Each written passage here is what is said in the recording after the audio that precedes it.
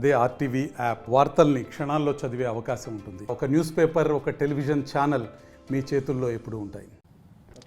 రాష్ట్రంలో శాసనసభ ఎన్నికలు దగ్గర పడుతున్న ఈ తరుణంలో కూడా ఆయా పార్టీలు అభ్యర్థుల గెలుపుపై ప్రత్యేక దృష్టి సారించారు. అందులో భాగంగానే ప్రకాశం జిల్లా పశ్చిమ ప్రాంతంలోని గిద్దలూరు నియోజకవర్గంలో ఇటీవల కాలంలో వైఎస్ఆర్సీపీ అభ్యర్థిగా నియమింపబడినటువంటి మార్కాపురం కేపీ నాగార్జున రెడ్డి ఇప్పుడు ప్రస్తుతం గిద్దలూరు నియోజకవర్గం నుంచి అయితే బరిలో ఉండబోతున్నారు. దానికి సంబంధించి అతను గెలిపే లక్ష్యంగా అతని మామ మాజీ శాసనసభ్యులు ఖమ్మం శ్రీనివాసరెడ్డి కూడా మనతో పాటు ఉన్నారు. శ్రీనివాసరెడ్డి అంటే కూడా ఉడుముల శ్రీనివాసరెడ్డి అంటే అందరికీ సుపరిచితులు. వారు మనతో పాటు ఉన్నారు. అల్లుడిని గెలిపించుకునే ఉద్దేశంతో కూడా అతను రంగంలోకి దిగుతున్నాడు. ఈ తరుణంలో అక్కడ పరిస్థితులు ఏ విధంగా ముందుకెళ్ళిపోతున్నారో వారు మాట్లాడే తెలుస్తుంది. సార్ నమస్తే. కేపీ నాగార్జున రెడ్డి ప్రస్తుతం మార్కాపురం శాసనసభ్యులుగా ఉన్నారు.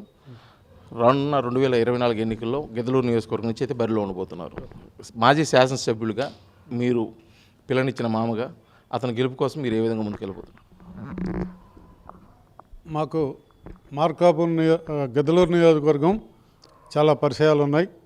ఎందుకంటే మా తండ్రి గారు 78లో రెడ్డి కాంగ్రెస్కి పోటీ చేశారు. ఆ తర్వాత 83లో తెలుగుదేశం అభ్యర్థిగా ఉన్నారు.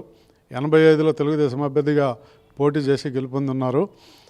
89లో పోటీ చేస్తున్నారు. తర్వాత సప్పిడంగా గారికి వేయడం జరిగింది. ఆ తర్వాత పరిణామాల్లో 99లో నేను కాంగ్రెస్లో చేరాను. 2004లో నాకు కాంగ్రెస్ అభ్యర్థిగా ఖమ్మం నియోజకవర్గానికి టికెట్ వచ్చింది.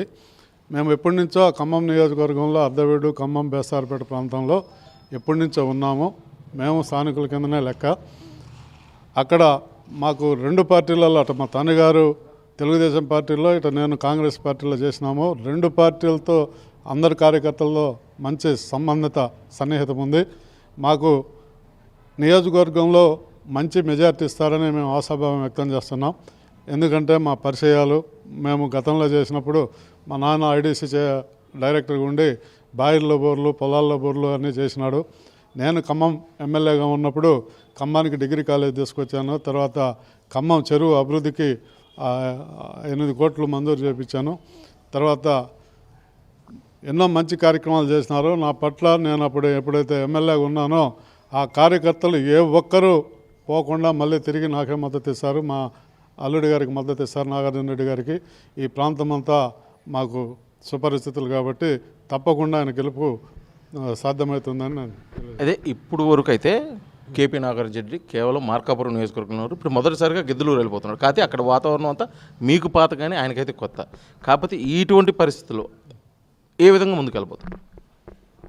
నాగార్జున రెడ్డి గారికి కొత్త అయినప్పటికీ గిద్దలూరు నియోజకవర్గంలో ప్రతి ఒక్కరూ పెద్ద ఆయన కేపీ కొండారెడ్డి గారికి ఏ పనులు పెట్టినా ఈ ప్రాంతానికి వచ్చి ఇక్కడ పెద్ద ఆయన కలిసి కొండారెడ్డి గారిని, వారి తండ్రి గారి నాగార్జున రెడ్డి గారి తండ్రి గారిని కలిసి ఆ ప్రాంత ఎలాంటి మండల ప్రెసిడెంట్లు కానీ, జెడ్పీటీసీలు కానీ, మున్సిపల్ చైర్మన్లు కానీ కాంగ్రెస్ పార్టీ ఉన్నంతసేపు ఆయన ఈ మార్కాపురం ఈ ప్రాంతానికి పెద్ద దిక్కు.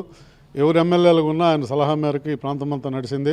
ప్రతి ఒక్కరితో, రామయ్య కుటుంబంతో కానీ, సాయికల్పన కుటుంబంతో కానీ అందరితో సన్నిహిత సంబంధాలు ఉన్నటువంటి వ్యక్తి.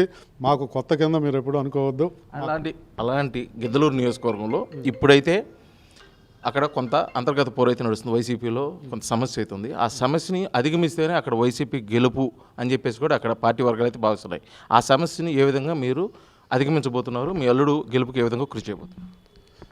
పార్టీకి అందరూ ఒకటే, కాకపోతే ఇవన్నీ తాత్కాలికమే. ఏ గూటి పక్ష గూటికి చేరేదే.